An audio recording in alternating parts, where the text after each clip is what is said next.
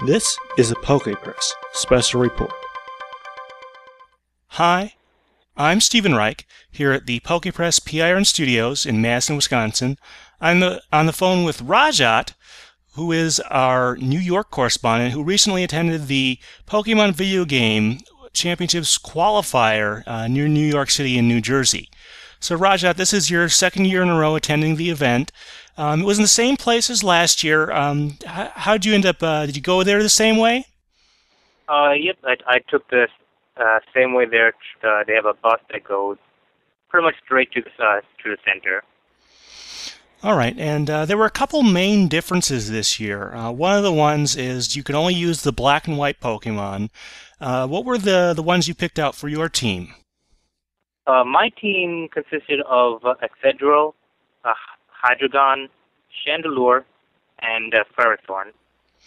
All right, and was it hard to pick those? Was it harder to pick those than it was in previous years, or was it easier, or how did the more limited selection of Pokemon affect your decision making?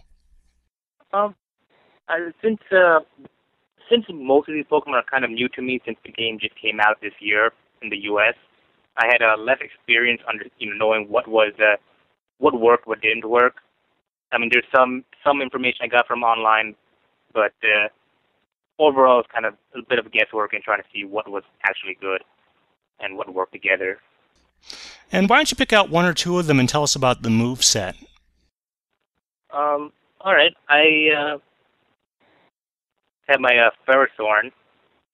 This one, I have Power Whip on it, Gyro Ball, Stealth Rock, and Leech Seed. Pretty standard. A lot of my combination was based on standard combinations, just based on inexperience of knowing what worked. Was your team mainly designed to just counter each other's to give a diverse typing, or was there a more central strategy? It was more along the lines of diverse typing. I did try a little bit of trying to figure out what would work in a double battle. For example, Hydreigon has Levitate, and I combined that with Excadrill with its Earthquake. Right, that's pretty good combo there when you can work that one out in a 2-on-2 battle. So there was one other fairly major change that they made to it, and this year there were 3 age divisions instead of 2. So did that really impact you much, or how did that? Any changes to the event you'd like to note? I don't feel it. I think overall, maybe for the younger age divisions, it helped them more. So that, especially for the now divided seniors and masters, the seniors got to play with just the seniors, so they had probably a better chance of winning. At the masters player, it pretty much felt the same. All right. Well, once again this year, your luck ran out kind of early. I know you lost in the first round, and we're sorry to hear that. How did your match go? I felt my match went decently well. In the end, my opponent had 2 Pokemon left. Kind of early on, I lost 1 Pokemon, and then I was able to knock out 2 of his others. And in the next turn or 2, they knocked both of mine out at the same time. So left 2-on-1. At that point, I knew it was over. Yeah, unless you've got one of them that you can, snipe off really quickly with maybe a priority move or something. That 2-on-1 is always tough to get out of. Now, even though you lost in the first round, you did stick around a while. What were some of the popular Pokemon that were being used there? Pretty commonly, I saw the 3 Genie-type Pokemon: Tornadus, Thundurus, and Landorus. I also saw Terrakion quite a bit. Among non-legendaries, I saw a lot of Amoonguss, Musharna, a lot, as well as I believe it was Jellicent. There's a few other things around Cofagrigus, but that was kind of the bulk of the teams I saw. Well, all right, and should be one more tournament chance for people to qualify towards the next level at Nationals the day before. There should be a last chance qualifier.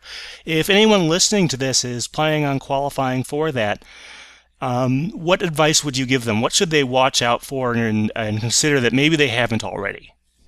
I guess there's always the standard, look at the videos online of the winners.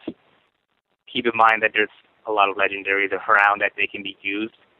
I would say some of the things I kind of learned, I didn't encounter as much, but just playing with the battles I win things that, one of the common strategies is hitting both opponents at the same time.